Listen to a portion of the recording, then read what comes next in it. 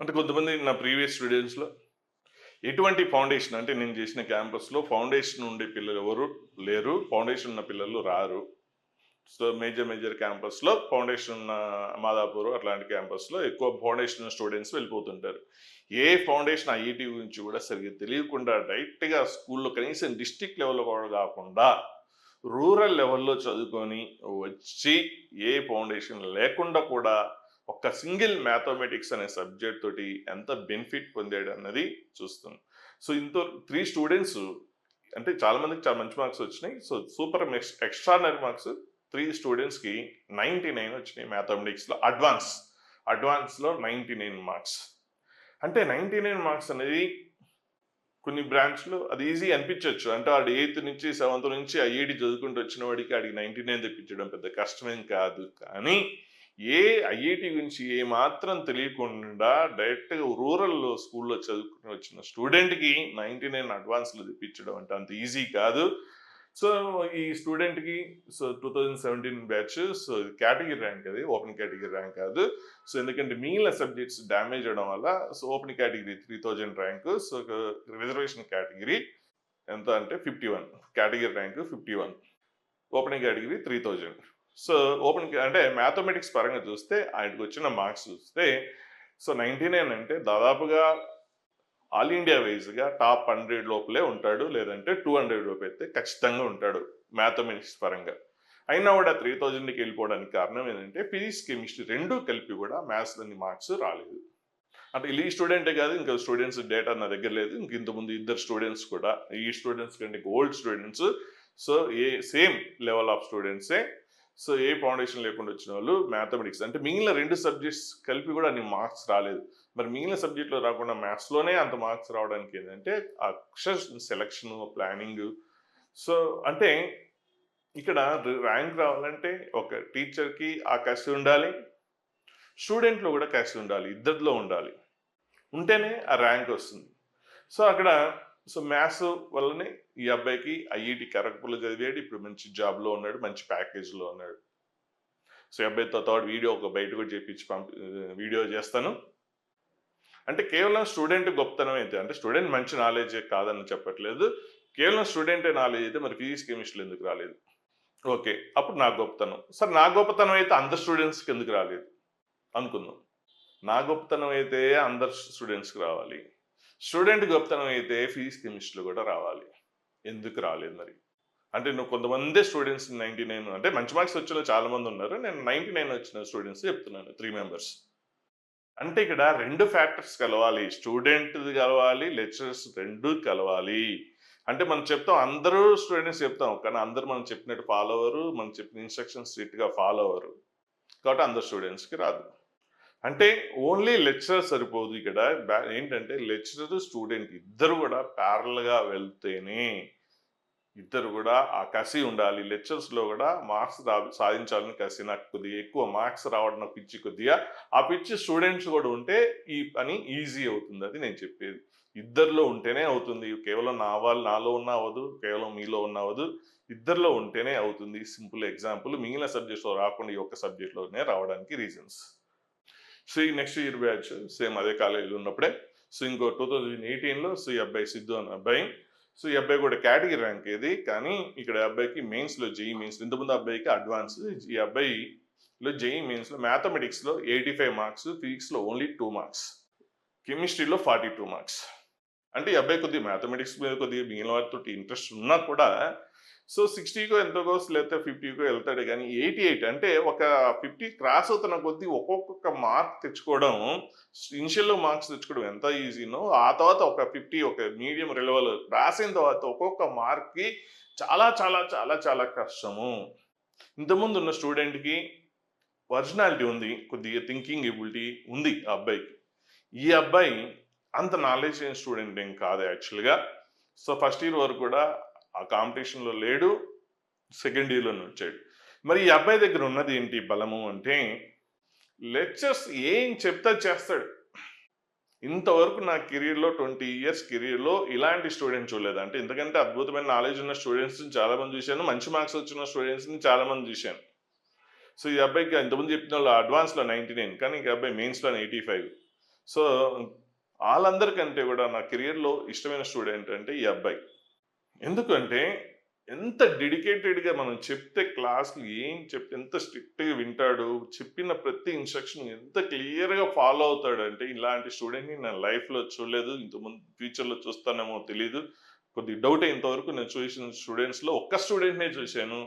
అంటే ఈ అబ్బాయి బలం ఏందంటే చెప్పిన ఇన్‌స్ట్రక్షన్స్ క్లియర్‌గా ఫాలో అవుతూ ఏం చేయమన్నా చేసేవాడు.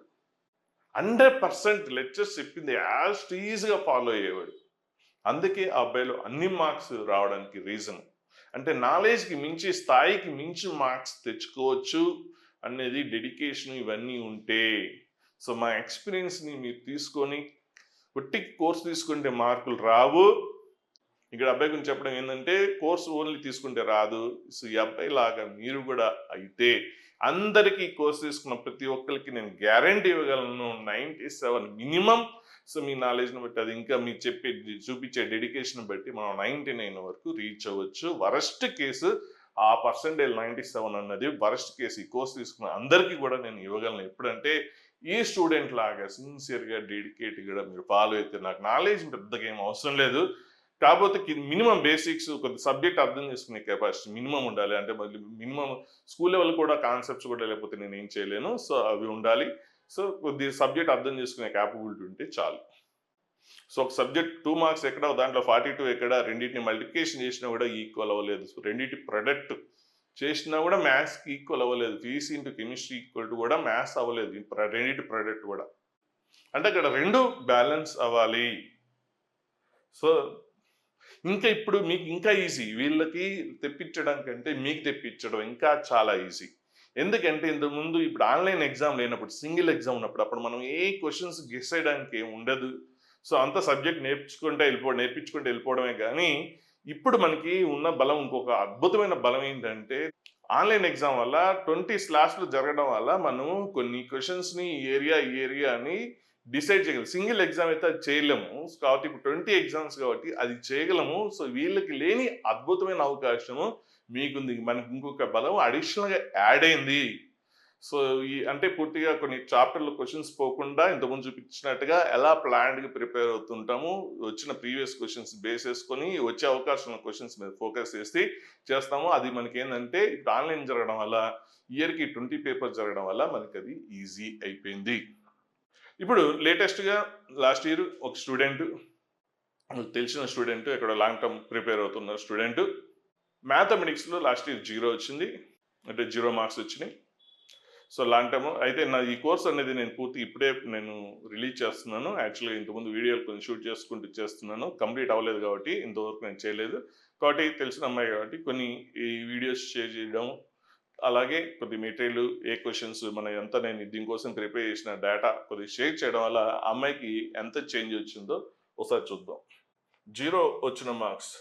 ఫస్ట్ టైము 0 వచ్చి, ఫస్ట్ టైం మ్యాథ్స్‌లో 0 మార్క్స్ వచ్చి, సో, మ్యాథ్స్‌కొచ్చేసరికి ఎంతొచ్చింది డిఫరెన్స్ చూడండి. 97. ఇంకా మన కోర్స్ అప్పుడు పూర్తి కంప్లీట్ అవ్వలేదు. కొన్ని చాప్టర్స్ చేశాను. అంతవరకే షేర్ చేస్తే చేసుకున్న స్టూడెంట్స్. అంటే కోర్స్ ఇప్పుడు రిలీజ్ చేస్తున్నాను. సో, ఇంతకుముందు పూర్తి కంప్లీట్ అవ్వలేదు. అంత చేయడానికే సరిపోయింది కాబట్టి. సో, 0 వచ్చిన స్టూడెంట్ 97. మళ్ళీ అదే ఫిజిక్స్, కెమిస్ట్రీలో ఎలా ఉంది చూడండి. 73, 86 పెద్దగా పెరగలేదు.